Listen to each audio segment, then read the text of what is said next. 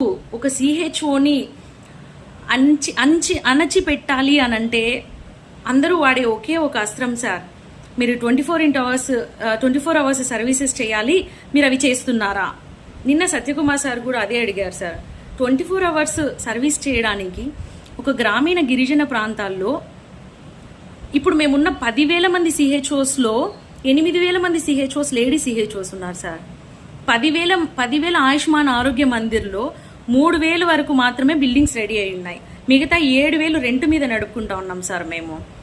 మరి 8,000 మంది CHOs ladies ఉండగా వీరందరూ కూడా గ్రామీణ గిరిజన ప్రాంతాల్లో 24/7 సర్వీసెస్ అందించడానికి కలిగిన సదుపాయాలను మీరు కల్పించారా సార్? ఒక్కసారి ఆ దృష్ట్యా మీరు చూడండి. ఈరోజు కమ్యూనిటీ హెల్త్ ఆఫీసర్ అనేవాడు ఒక్కడే వెళ్తున్నారు, సింగిల్గానే డ్యూటీ చేసుకుంటున్నారు, డోర్ లాక్ చేసుకొని వస్తున్నారు, క్లీనింగ్ మేమే చేసుకుంటున్నాం.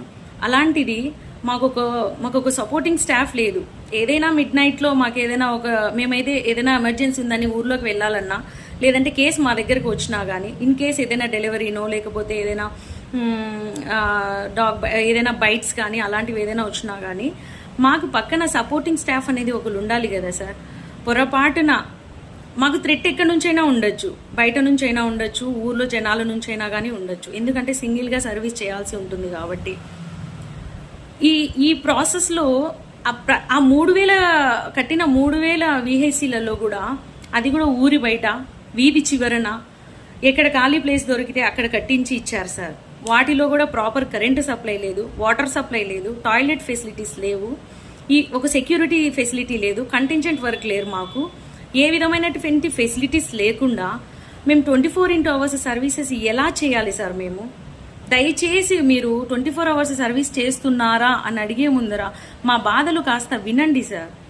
24 అవర్స్ సర్వీస్ చేయడానికి మాకు కనీసం సపోర్టింగ్ స్టాఫ్ లేరు. ఊర్లోకి వెళ్ళడానికి ఏదైనా ఎమర్జెన్సీ, ఒక లేబర్ కేసు ఏదైనా పెయిన్స్తో వస్తే కనీసం మా పక్కన ఒక సపోర్టింగ్ స్టాఫ్ మాకు నీడ్ ఉంటుంది కదా. లేదనంటే థ్రెట్ ఎక్కడి నుంచైనా కానీ మేము లేడీస్ అందరం సింగిల్గానే ఉంటున్నాము. ఒకవేళ హెడ్ క్వార్టర్ స్టే చేయాలంటే లేడీస్ అక్కడికి అక్కడ స్టే చేస్తాము.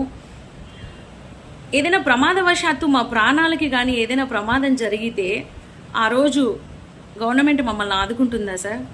ఈరోజు సర్వీస్లో ఉండగా 7 మంది సిహెచ్ఓస్ చనిపోతే గవర్నమెంట్ నుంచి ₹1 రాలేదు సార్ వాళ్ళ ఫ్యామిలీ మెంబర్స్కి.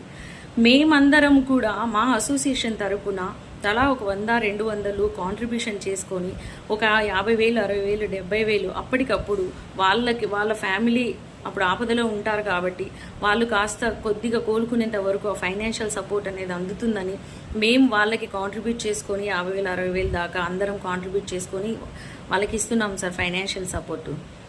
మరి మేము